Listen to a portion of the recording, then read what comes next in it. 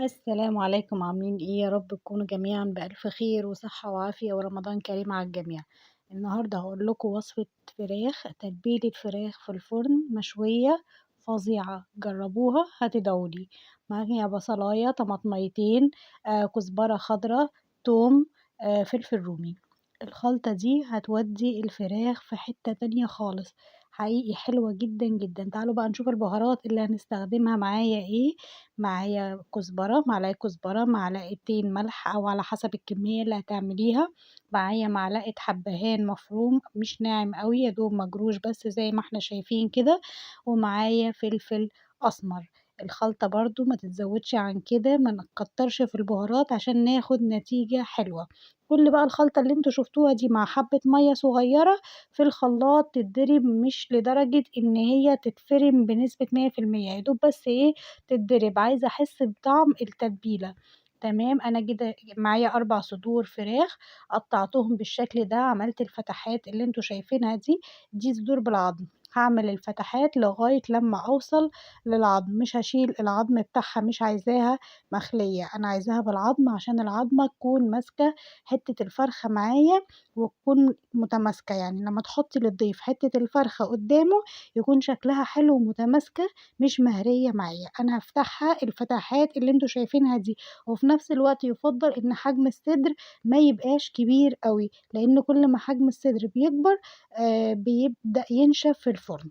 تمام، أو ممكن نستبدلها بوراك. حطيت بقى الخلطة بتاعتي ديّة على الفراخ كلّها، تبّلتها كلّها من فوق ومن تحت، ودخّلت الخلطة بتاعتي دي جوّه الفتحات علشان تتشرّب الفراخ الخلطة، ويبقى طعمها نفس طعم الخلطة بالضبط، ما يبقاش بس الخلطة على الوش والفراخ ما لهاش طعم، فلازم أغرزها جوّه الأنسجة علشان تتشرّبها. هاسيبها بقى كده قبل ما تبدأ في السِوَى، هاسيبها لمدة ساعة على الأقل في التتبيلة، يا سلام لو تبّلتيها قبلها بيوم بيبقى طبعًا الطعم أحلى بكتير.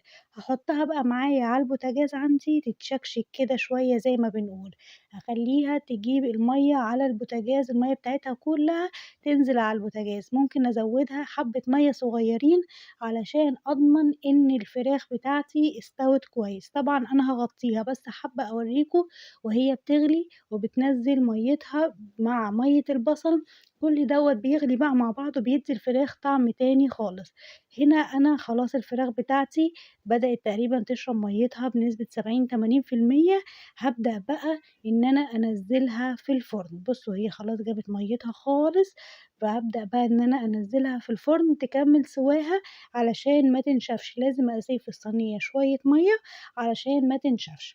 تمام، هاشغّل الشواية، مش هاحتاج إن أنا أشغّل من تحت لإن هي بالفعل مستوية، لكن أنا هاشغّل الشواية عشان تدّيها لون من فوق وفي نفس الوقت تكمّل السِوَى بتاعها.